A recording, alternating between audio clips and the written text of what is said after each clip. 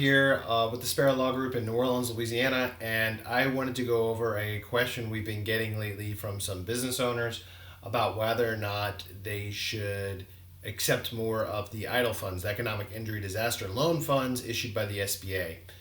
In particular, this is really aimed at business owners who don't necessarily need the funds, but are wondering if it's a good idea to have the funds for a rainy day fund. And of course, if you need the funds, if you're desperate for the cash, that's one thing, and that might just be something you have to do. But in this situation, it's should I take these funds and use them as a rainy day fund? And my short answer to you is I am not. And here's why. So what I have open is the loan authorization and agreement from the SBA that I signed on behalf of the Sparrow Law Group. We accepted some EIDL funds. Every business should have signed, or every business owner should have signed something similar to this. And I'm going to assume they're pretty much the same for everyone, minus the monthly payment and that sort of thing, and in the total amount of the loan. So there's a few things I want to point out. First is the collateral.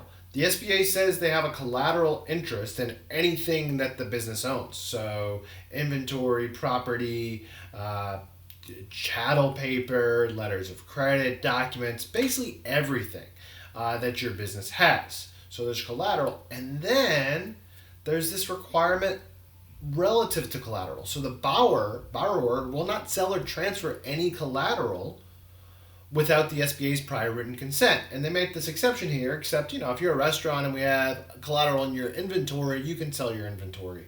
So, I don't think anyone's going to have any concerns with that. But if you have any other equipment or anything of significant value that you don't sell in a normal business transaction, you can't sell that without violating the terms of this EIDL loan.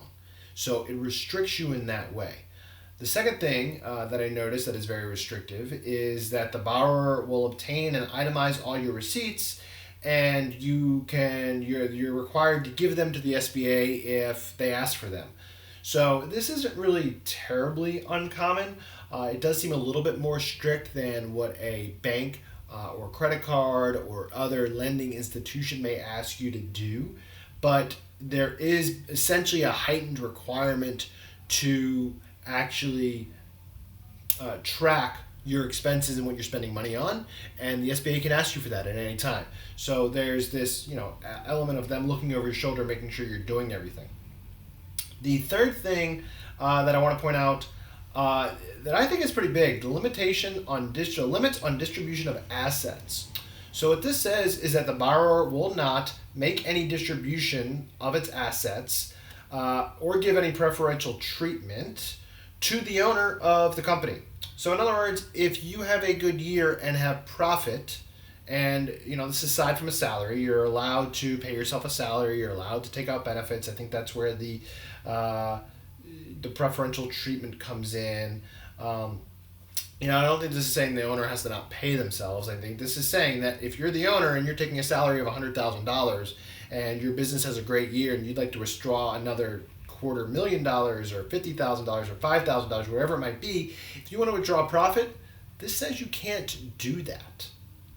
And that to me is kind of the silver bullet here of why you might not want to do or proceed with this EIDL loan if you don't need it, is that it really just limits what you can do with your collateral. It has deeper bookkeeping requirements. It limits what you can do with your distribution of assets. And then if you do any of this, if you wrongfully do it, the SBA can ask for an amount equal to 1.5 times the original principal amount of the loan.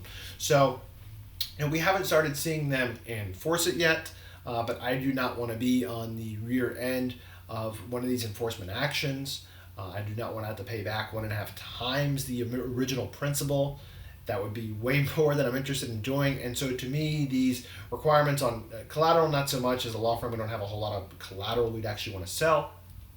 But for us, the distribution of assets is big because it means that we can't distribute any sort of profit to the owner.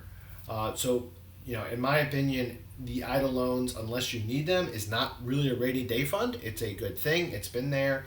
But I would recommend not and generally not applying for more idle funds if you don't need them.